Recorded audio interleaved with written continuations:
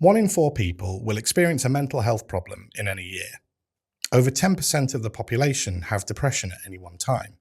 This doesn't discriminate, and with more publicity and knowledge sharing, it's becoming easier to see that mental health is relevant to everyone. Sport can help in people's recovery, helping manage symptoms and improving the quality of people's lives. Elite sport and athletes are often used as a metaphor in business and for leadership and team development. But what can we learn from this sector when it comes to mental health and well-being? Dr. Jenn Gandhi has worked with top athletes, coaches, management and organisations around the world and has an unparalleled experience in creating and developing and maintaining high-performance cultures and mindsets. So we're delighted to have her join us today. So welcome to In Good Company, Jenn Gandhi. Nice to see you. Thank you for joining us. How are you today? I'm very well, thank you. Thank you for having me. It's good to be here. Well, we're very excited to talk to you today, and we'd love to find out more about you and your work and what we can learn as leaders for mental health and well-being. So let's get started with our first question, which we ask all of our guests, which is to tell us about yourself in 60 seconds. Do you know what, this one, out of all of your questions, this one has induced by far the most anxiety. Call myself a psychologist. This one has induced way more anxiety than it should have done. I'm a mum. I'm a wife. Mm-hmm. I'm a working mum, which I am definitely still navigating. How the hell you even do that? Not perfected it by any stretch yet. I'm a huge introvert, which is probably why this one is quite tricky for me. I think at my most comfortable, you'd find me in a cozy corner or somewhere out in the countryside in the field with either a good podcast or my own thoughts. In my soul, I am curious, I'm reflective, I'm loyal. I'd like to think I am wholeheartedly caring most of the time. And put everything I possibly can just into showing up.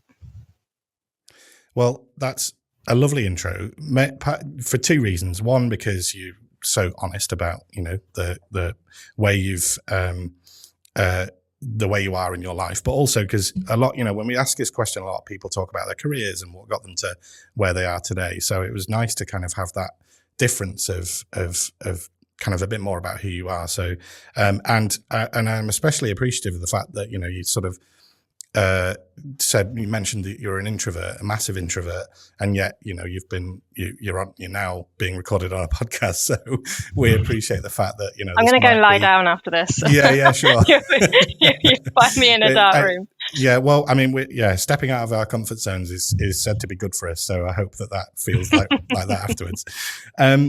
So yeah, how old is your mum of 1, 2, 3, 1? 5? Yeah, so we've got one daughter. Yeah. She's 19 months old. Yeah. So a wonderful, wonderful age, but challenging. And like I say, returning to full-time work with her has been probably the biggest challenge I have ever taken on. It is, and we've got a nearly 4-year-old, and so we had. We for us, it was still around COVID times. So it's, it was a really interesting period to go back to. And of course, it was a new world where we weren't in the office 5 days a week. So there was positives and negatives to that, So it is a super challenging time for sure. So it's all worth recognizing that it's not easy to well, maybe we can flip around at the end of this and I can ask you some questions on absolutely yeah. I'll do my best to answer them as well as possible. Okay, well let's talk a bit about today's topic, which is of course around mental health and well-being. And for many years and for many people, it's not an easy subject to discuss.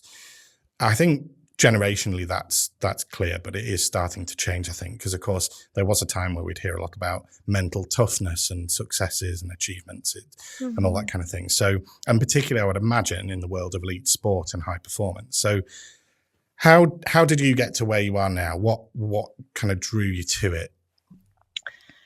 Well, if I go right back to the beginning, I found myself watching Silence of the Lambs way before I probably ever should have done, Right. as a child. And I remember it was the opening scenes of Silence of the Lambs. In the first about 10 minutes, they are filming the psychiatrist running through the woods, and then she goes for a swim and then settles down into her office. And for as long as I can remember, that was the first moment. So very early teens, I'd set my heart on working in mental health and being a psychologist. That's what I wanted to do. Right.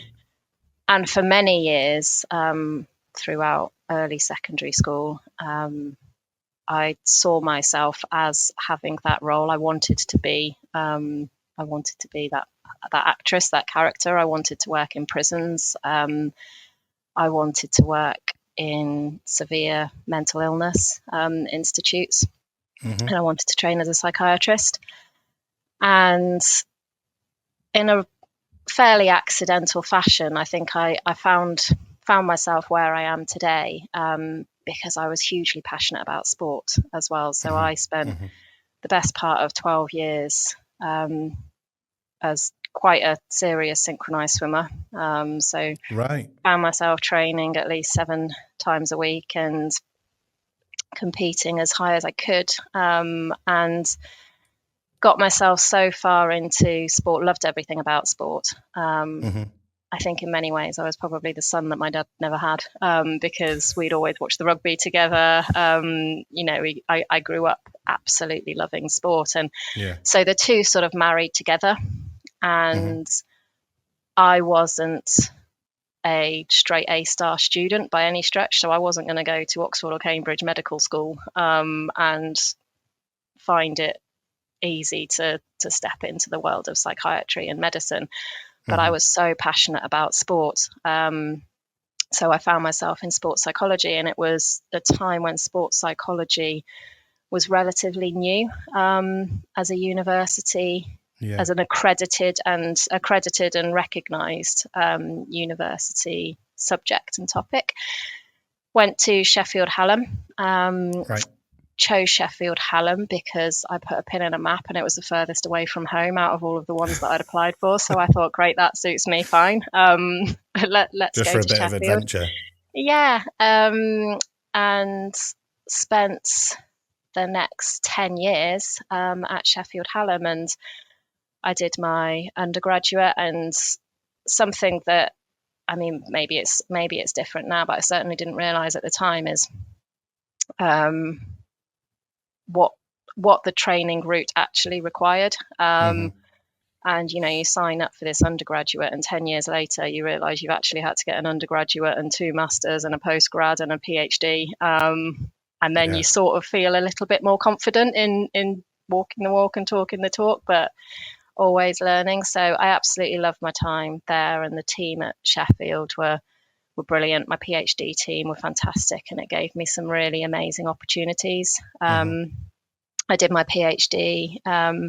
It was linked to Sheffield Hallam, but it was with the English Institute of Sport in Sheffield, Right.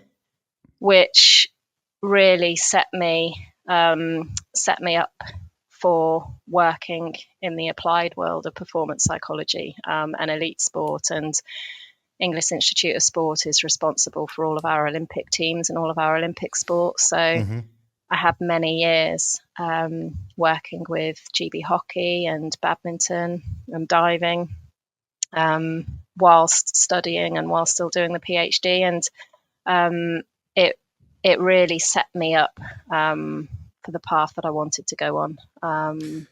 And all because at one point in your life you watched Silence of the Lambs, which I find fascinating, because anybody that's seen that film would probably be slightly put off by becoming a psychiatrist. Yeah, I'm not sure that's the one thing they'd have latched onto out of the entire story, but I will never ever forget that scene. Well, yeah, I mean, I do find that absolutely fascinating. That's where you got from seeing that character, and she had an interesting journey in that film. Let's put it that way. No spoilers, but yeah, that's really interesting. And yeah, and to kind of, and it's clear that you've got that passion for sport as well, and as you said, interesting, synchronised swimming as well.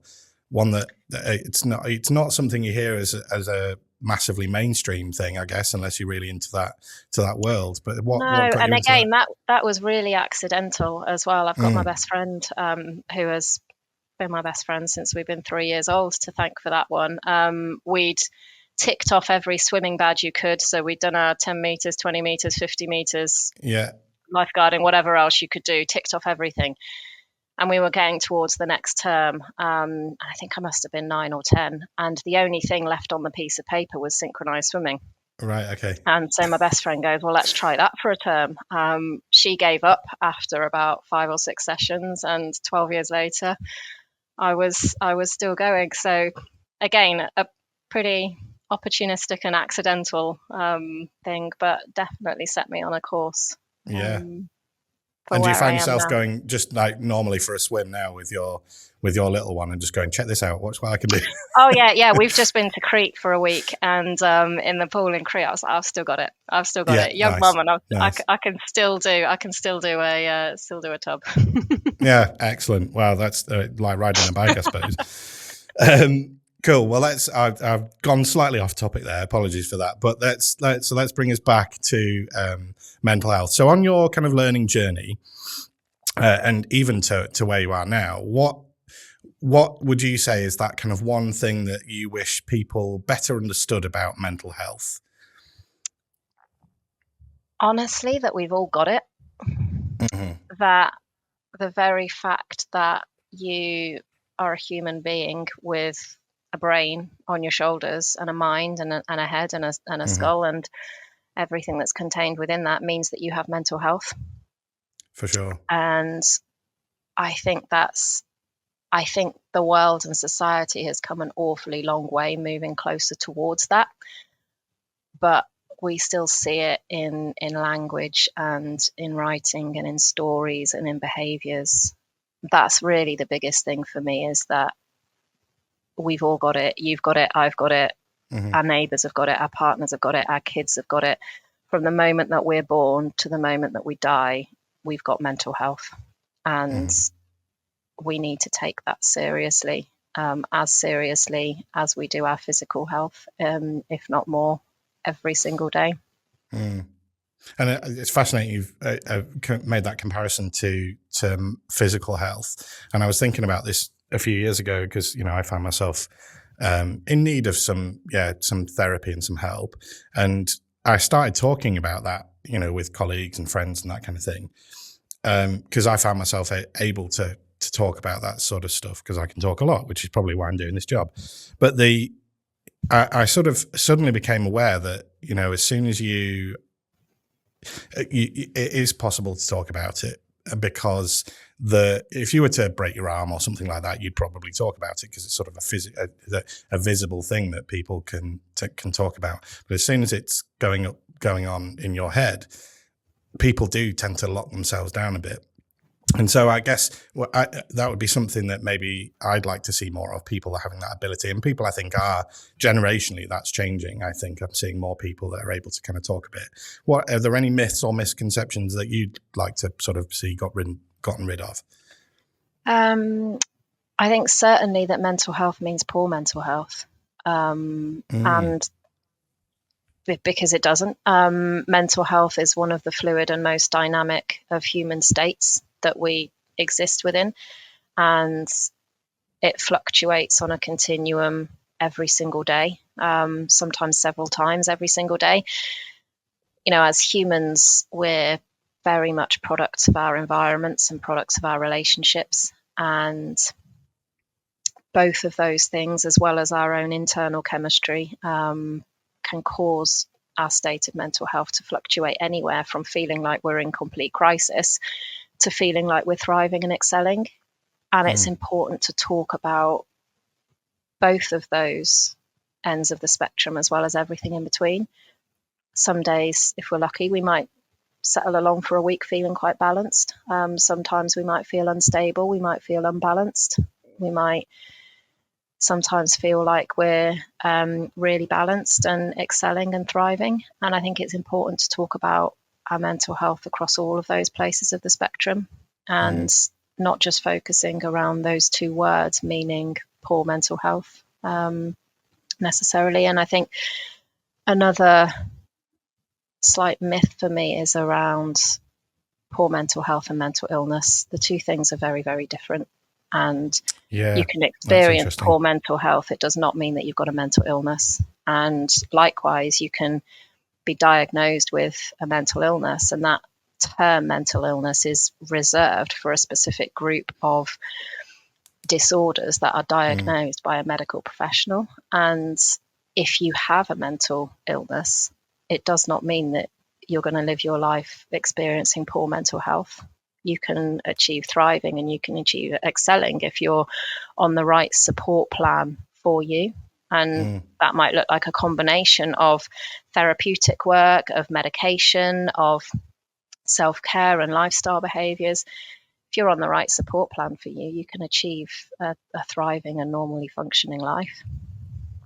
Yeah, that's really interesting because, and totally right, of course, that there are a lot of terms that are thrown around there that aren't necessarily right for the way they're being used. So that's a good call out for all of us to kind of be maybe to do some more learning around that and to what these terms actually mean and what they mean for people.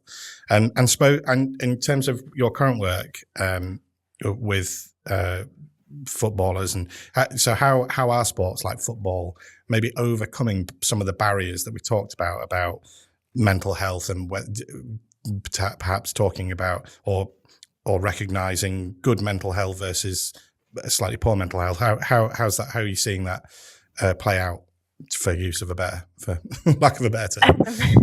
I think, I mean, we're working together, and you know, football is our national sport. It's huge. Its reach and its span is enormous, and working together is extremely important for us on that. So back in the summer of 2020, with the support of the now Prince of Wales, the Heads Up campaign was launched in football, and that led to the signing of what's called our Mental Health in Football Declaration. And we've got 13 signatory partners as part of that declaration. So essentially every major footballing body, our home nations, as well as all of the footballing bodies, like, for example, the Premier League and the English Football Association and League Managers Association, as well as ourselves, we're all signed up and have made a very, very public commitment on our determination and our collective strategy towards making positive change in this space. And what we are individually taking responsibility for, what we're collectively taking responsibility for, and also the awareness of how far the reach using our platform can be to make positive change in this space. You know, if you think of across the nation, and I don't have the stats to hand, but the amount of individuals that are in some way, shape or form connected to football, be that playing, volunteering, coaching, working, employee, business, that reach is absolutely massive. And we've got a huge collective responsibility to use that platform to make positive change. Yeah, definitely. Yeah, that's. I mean, are there any examples that you can think of, like success stories that using the work that you've done there, where you've heard of maybe a story that's kind of shown some positivity out of the work that's been done there? Yeah, so we've got so across our National League structure, all of our clubs are taking responsibility for embedding strategies and considering what a club network mental health strategy might look like. Where are we signposting individuals who are struggling? How are we upskilling and training mental health ambassadors to support recognising and spotting signs and symptoms of when somebody might be struggling, and ensuring that we've got signposts and infrastructures to signpost those people to. We've also got a lot of partnerships coming on board. So more recently, given we know the severity of suicide amongst men under the age of 50, and that it is the leading cause of death in men under the age of 50, setting up a partnership with a charity organisation called Tough to Talk, that is specifically focused around that demographic group. So we've got them involved in multiple different clubs, as well as ourselves as the FA, delivering training, delivering skills development, delivering awareness raising and signposting, bespoke towards that demographic group. Yeah, I mean, that's fascinating. There's been loads of. I'm conscious that we want to make sure that there's plenty of links in the description of today's episode. Yeah. The things that you've talked about. And I also wanted to pick up on a couple of other bits, which I'd like to kind of move into our next question, which is around, because we'd love we always like to have some sort of tangible takeaways for our audience to be able to reapply into their own work or their own lives.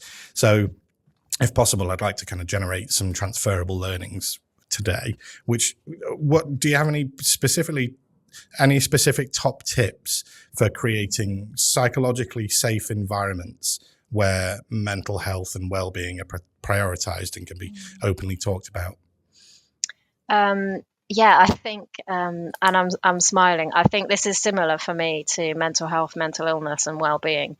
And the term it's a really sexy term now that's thrown around in the corporate world and in the sports world as well. And I think the starting place for me in any organization would be really drilling down to achieve a mutual and shared understanding of what do we actually mean by psychological safety. Right. Because I think over time it's become slightly misused and detached from the wealth of research and scientific evidence that Amy Edmondson pulled together in doing all of that work in the first place. And I think so first of all, really digging down to creating that shared language for what do we mean by that, and what does it feel like when we've got it compared to what does it feel like when we don't, because everyone can articulate that. Everyone can draw on one experience in their life where they have felt psychologically safe versus when they have not felt psychologically safe. And in that experience, how does that allow me and encourage me to talk and to think and to behave and to perform? So firstly, really unpicking what do we mean by that, and what does it feel like when we have that? What behaviors do we attach to that? How do we need to be together in order to achieve that? And starting off small, what does that look like in a one-on-one conversation with my manager? Okay, what does that look like in my small team? What does that look like in my division? And what does that look like in my organization? I think the work of Brené Brown is unbelievably supportive of this space and vulnerability, and what it really takes and looks like as a leader to show and to share vulnerability, because ultimately the tone of the environment and the space that you're in will be set by the person who holds power, whether that's invisible and unspoken power, or whether that's visible and spoken power. So vulnerability is huge, and that shared vulnerability to enable talking. How are we creating opportunities for vulnerability and for talking? I think values on walls and strategies and intentions and knowledge contributes absolutely nothing to felt safety if we're not willing to show up and live it behaviorally from the top. I think power can often get in the way of that. So role power, personal power, societal expectations, impression management. I think it's important to really look and scrutinize yourselves as a team and as an organization and your culture and environment, and really unpick, where does fear live? Because it will live somewhere. Even if we are 80% psychologically safe in everything that we do and the areas that we have, where does fear live, and where does fear show up? And start there. Are people's jobs safe?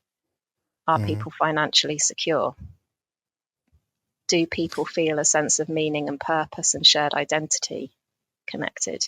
You know, we've just been through another men's European Championship, and it's important that everyone across the organisation feels connected to the role that they have played in making that happen, and that's really important. I think ensuring people feel a sense of control and autonomy, and that our leaders are connecting with their teams on an individual level. One of the things that we introduced some time ago across all of our teams is something called a 2-word check-in. It's essentially a check-in, but we all have team meetings every week, whichever division, whichever team you sit in. I'm sure everyone globally across multiple organisations do. And the importance of protecting 5 minutes at the start of that team meeting, just to run around the room and offer up the opportunity for people to share 2 words describing how they're showing up in that moment, and making it okay for people to show up using the words tired or overwhelmed or excited or open-minded or stressed or distracted.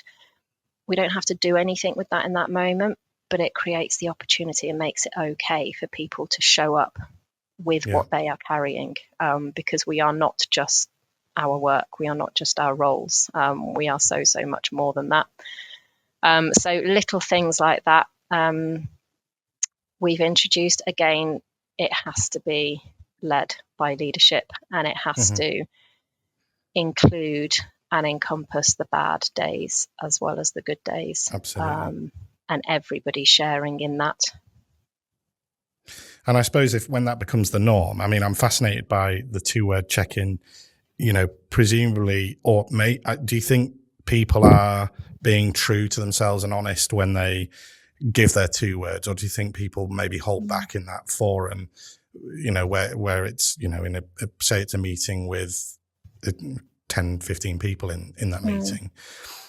I would imagine that even then, there's still probably people that are holding back a little bit or masking with other words that maybe aren't true to the what they're actually feeling. And absolutely, yeah. And that's again something that, you know, that takes time. Psychological safety is not something that, it's not something that's one and done. You've achieved it and you can move on to the next item. And it's also not something that's quick. You know, like I've said, we're products of our environments and the individuals around us, and that's really dynamic and fluid. So it's something that you've got to be conscious of and very deliberate with all of the time, every moment of every day, all of the time. And absolutely, it will take time once you've introduced it to establish a level of honesty. And again, that comes back to the tone that is set by leadership and others around. It's also set by what does the follow-up look like for individuals who have flagged that they're really struggling at the moment and they've switched their cameras off online, and that's happened twice on the bounce, 3 times on the bounce. And it's also time. You know, this talking about our own internal experiences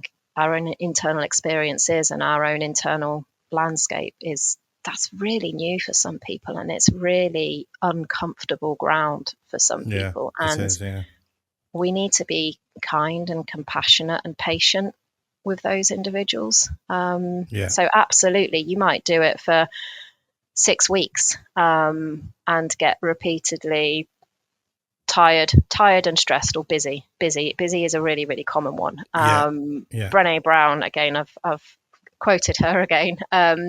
She's written a fantastic book called Atlas of the Heart. And there are, off the top of my head, I think 87 different emotions that she talks about and describes about in that book. Right. And our standard language as adults, we tend to use about 5 to describe our internal experience emotionally. 5 out of 87. Yeah. So again, it's an opportunity for me just to encourage people to pause for one moment in their day and ask themselves, even if they don't share that out loud, they at least have the opportunity to ask themselves, how am I actually feeling? How am I actually showing up? We become quite habituated to just waking up every morning, and the first thought we've had is, I've not had enough sleep and I've got too much to do today. And then we hit the pillow at night and it's like, I didn't get enough done and I'm too tired and I'm not going to get enough sleep. And we do that on autopilot without taking a moment to pause and check in and how am I actually waking up? How am I actually feeling? What are my intentions for today? So if anything, whether it's shared out loud or not, it creates an opportunity for an individual just to check in with themselves and what do I need today? What does support look like for me today in order to function, in order to thrive? We had a great top tip in another episode about what you've just kind of took there, is that reflection time and that pause, that particularly in businesses, and people who work 9 to 5s and then go straight on a commute back to family life or whatever it might be, that our brain's constantly on the go, and there's people don't necessarily, or that in many cases that people don't give themselves time to reflect on the day that they've had. So a tip that was given was spend the last 15 minutes of your day, shut down your computer 15 minutes early, get a pen and paper out, and just take that reflection time on the day that you've just had, which kind of gives your brain that chance to switch off from that part of the day and then allow yourself to move on to the next. And of course, you can write down in that time stuff that you've achieved that day, and then you've got that list ready to go at 9 a.m. the next day. A really nice way of kind of just giving yourself that reflection time where you might not do, and you do have to be kind of a bit self-controlled and do that. I know we're all culprits of, guilty of just working right up until the last minute because we've got things to do. But so I'm curious to know what specific strategies you found most effective in enhancing those kind of leadership skills within the sports context. You mentioned a couple there that you've used about a 2-word check-in. Perhaps what have you seen being used to and come out as their best effect within that sports context that could maybe be transferable into sort of a broader organizational context? So with our leaders, our senior executives, our leaders, our managers, it's really important to me that we meet them where they're at. And not everyone needs knowledge, not everyone needs mental health literacy. To start off with, leadership is a really, really tough job nowadays. Leading and managing humans and the next generation it's a really, really tough job. You've got to be so many different things for so many different people all of the time. You've got to manage for high performance and success and commercial revenue and outcome at the same time as managing for human well-being and mental health and family life and all of the fallacies and things that brings. So we, in all of our programs, so we deliver face-to-face hands-on training throughout the year to all of our leaders, our managers, and soon our senior executive team as well. And we always start with self, and we always start with quite a period of time just offering and creating the space to explore and reflect and understand self, and self as a person, and then self as a leader, before then empowering with the skill sets to recognize and support others, to create a space to have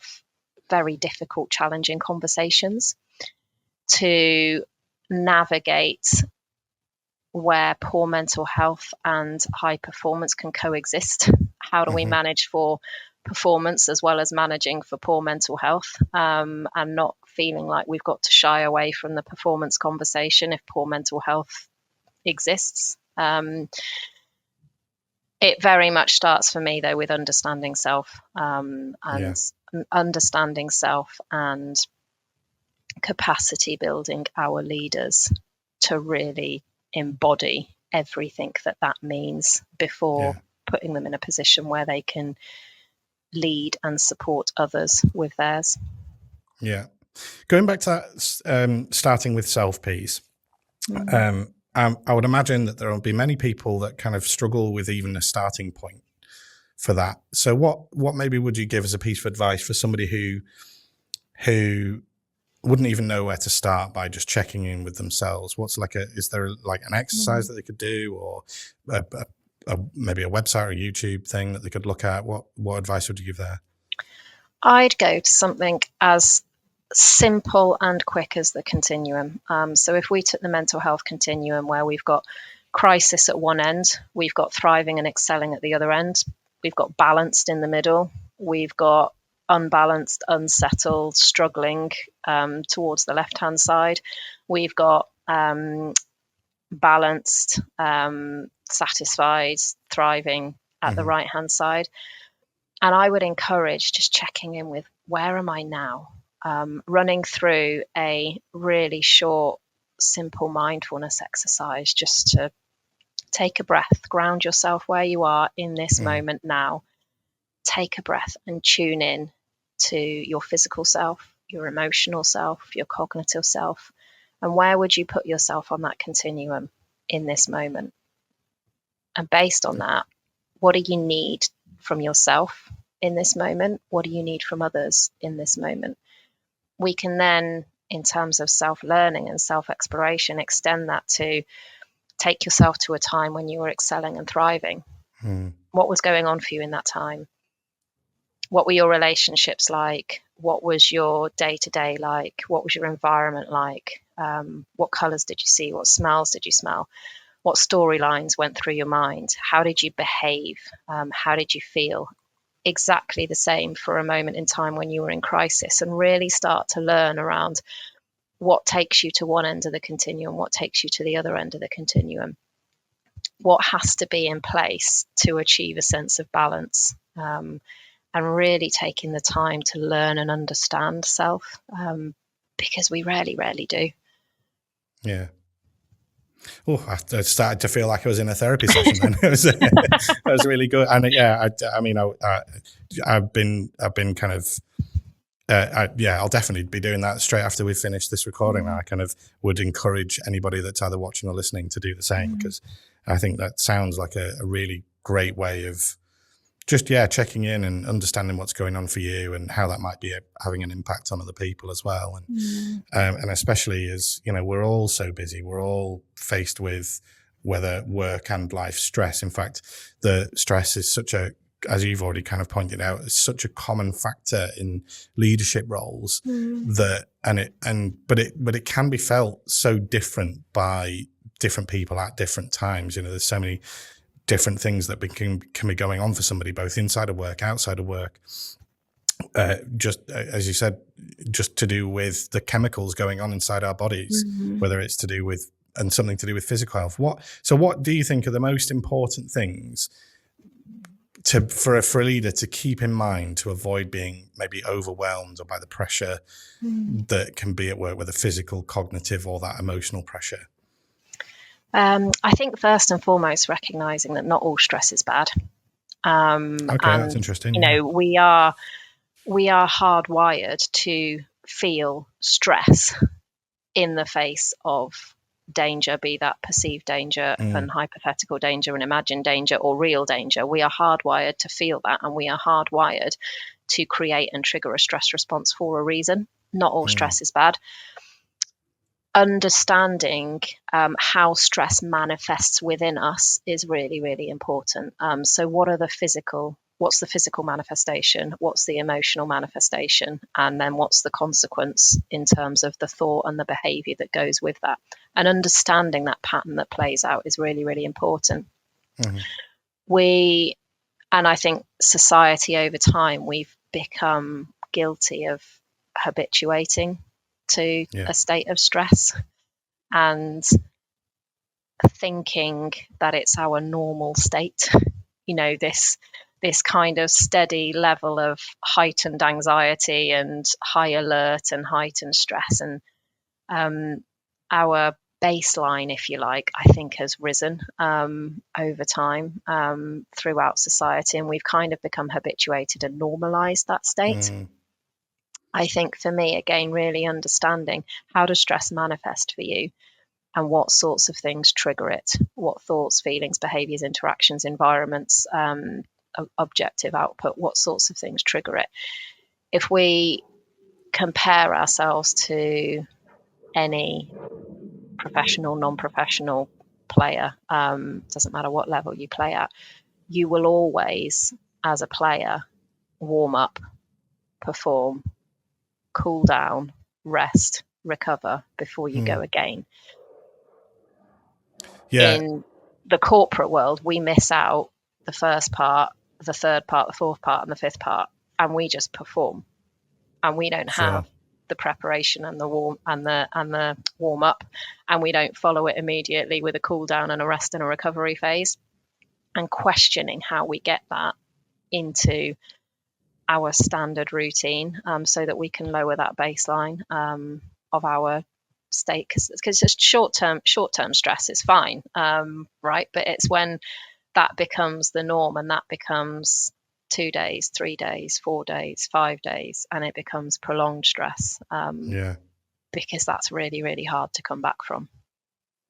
That's it's very true.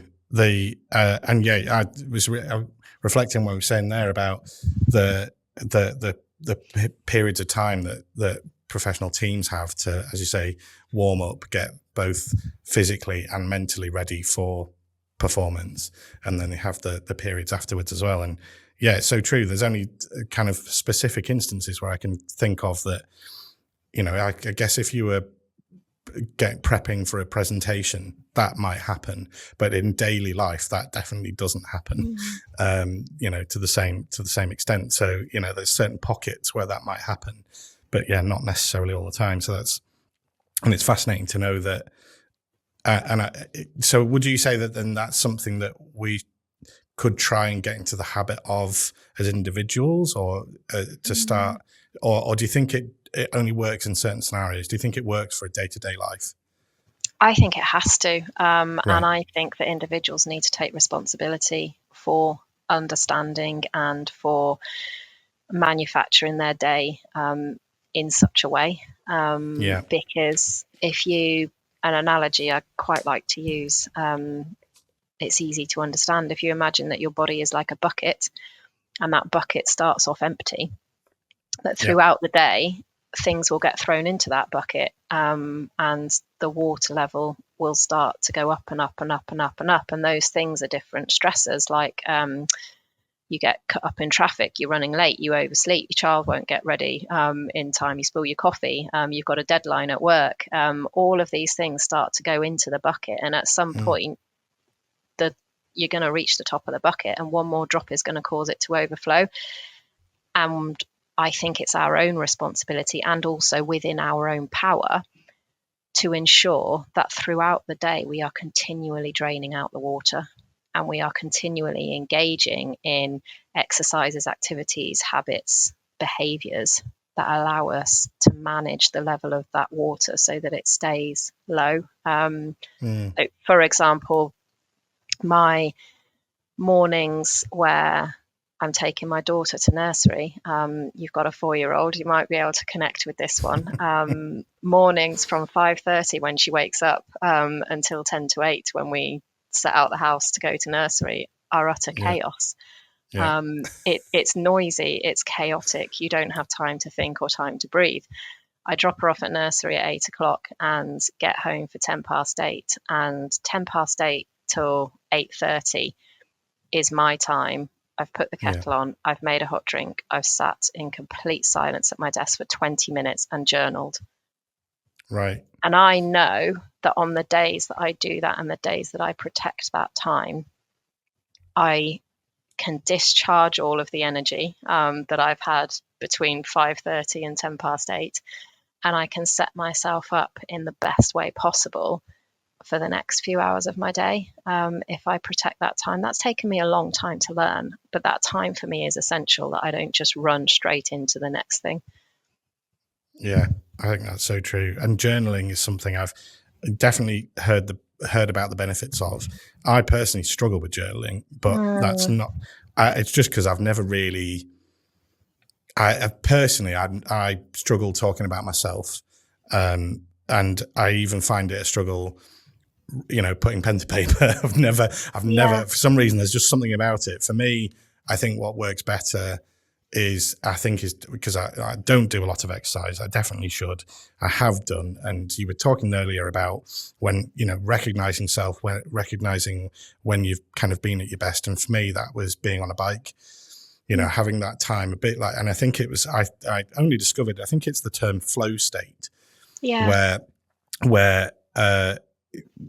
you're in a state where you're only really focusing on the sign for me of a good bike ride was when it was usually in a commute where I'd get to the destination and barely remember any of the journey there, and I kind of thought, okay, that's kind of done its thing because my brain's had a chance to process all the stuff that I put back or get, because we spend so much of our time scrolling through screens or, in front of screens that you don't necessarily have that processing time. So that journaling time, I would imagine, is providing that for you.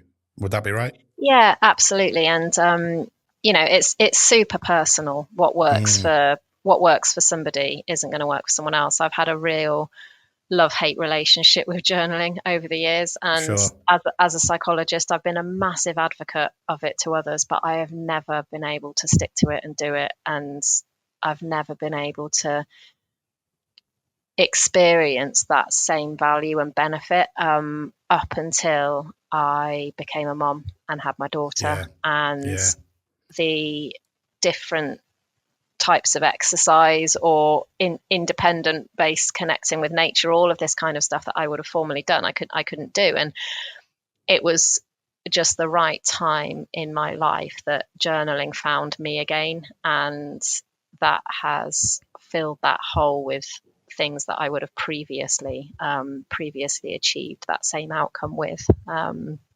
So certainly I'd say absolutely, I've always advocated for it. It's a really common thing that people would promote, but stuff's got to work for you. Definitely. And we know as human beings, what do we need in order to survive? We need to connect with nature. We need access and exposure to natural daylight. We need to breathe appropriately. We need to move our bodies. How can you use some of those things to achieve exactly the same thing? Yeah, it's true. And I think I do genuinely think that people, there's still a struggle around those basics. I think that really, unless you're unless you're surrounded by that type of mindset on a regular basis, for a lot of people, I think it's easy for that disconnect of not really truly understanding self. I know that, I can relate to that for sure. So it's fascinating, and I've got so many more questions that aren't on our planned questions. So and I'm conscious of time now, so I'm going to have to.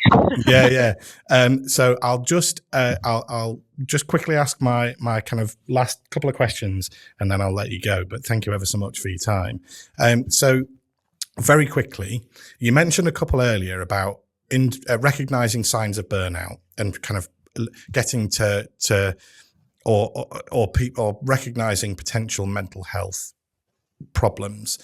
And what you mentioned one about like cameras being turned off regularly in meetings. What are the signs, or what can leaders do to help recognize early signs of burnout, whether it's in a team or an individual, a person that they're close to, or maybe even somebody they're not close to in an organization? What are some quick things that we can look out for?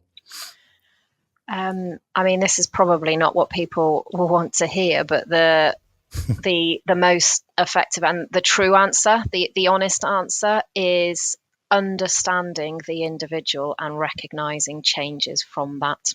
So recognizing changes from people's norm. So are their eating habits changing? Are they starting to turn their cameras off when you're online? Are they avoiding coming into the office? Is their timekeeping changed? Has their sleep pattern changed? Are they looking a bit more tired? Are they becoming irritable or defensive? Has their communication in verbal language or written language changed in any way? Has their relationship with exercise and movement and food changed in any way? All of these different things that we can look for and spot. The real key, though, it comes down to what's changed for that individual. So how well do we know what is normal for that individual, and how quickly can we recognize change from that? Mm-hmm. And what would be the next step then? So say you've recognized those things, what would be your advice as kind of the next step to help that individual or help those people? What would you say to that? The next step, ask them if they're okay. Mm-hmm. Simple as Ask them how they are. Yeah. And be mindful of your timing and the environment of when you do that. Don't do it in a team meeting. Don't do it in the middle of the kitchen or in the canteen queue. But maybe tap them on the shoulder and ask them if they want to grab a coffee and go for a walk. Stand shoulder to shoulder with them. Go out for a walk, grab a coffee. They've got something to occupy their hands with. They're not looking at you, eyeballing you eye to eye. You're shoulder to shoulder. The hands are occupied. Ask them how they are. And, maybe offer up an observation of, I've noticed, I don't see you in the canteen so much anymore, or I've noticed you're often looking quite tired, or I've noticed, you seem quite upset and irritable recently. Offer up an observation of, I've noticed this. I'm just reaching out because I really care. Is everything okay? Is there anything I can do to help? They might shut you down. They might not answer that straight away. So ask again the next day. Open up the door for them. Recognize that they may not want to talk, but that your door is always there and you care. So if they ever need to reach out, please do. Think about who they're closest to, and connect with them. Yeah, definitely. Well, it seems so simple. I think the key thing there is that you don't have to be an expert in mental health to do that, do you? You can just have a pair of ears and just be a listen. Just be some ears for somebody and just listen. And just by reaching out, as you say, shows that you could care enough to make that effort for someone. It's definitely a great piece of advice. Speaking with advice, I'm going to rush to my last question because I am conscious of time and you need to go. But my last question to you is some advice that you'd maybe give to yourself. We always ask this at the end of our episodes. So if you were to start your career again, what would be the best piece of advice that you'd give yourself, if any? I've been giving this one some thought, and honestly, slow down. Right. You've got more time than you think. Slow down. Yeah, and that's a great piece of advice, and I'm sure that will come in very, very handy for your forthcoming parenting. I didn't say. Yeah, this is advice that I need to give myself as opposed to that I've taken. But slow down. Well, Jenn, it's been an absolute delight speaking to you today, and I'd love to talk to you more, but sadly we just don't have the time. Thank you so much for having me. If you would like to find out any more about Jenn and her work, then you'll find the links and to everything that we've talked about today in the description of today's episode. And if you haven't already, make sure you go back and watch some of our previous episodes that's available on YouTube and Spotify and other places that you can find your podcasts. Lastly, from me, I'd just like to thank Dr. Jenn Gandhi again for giving us her valuable time today. And from me, goodbye. And until the next time, take care.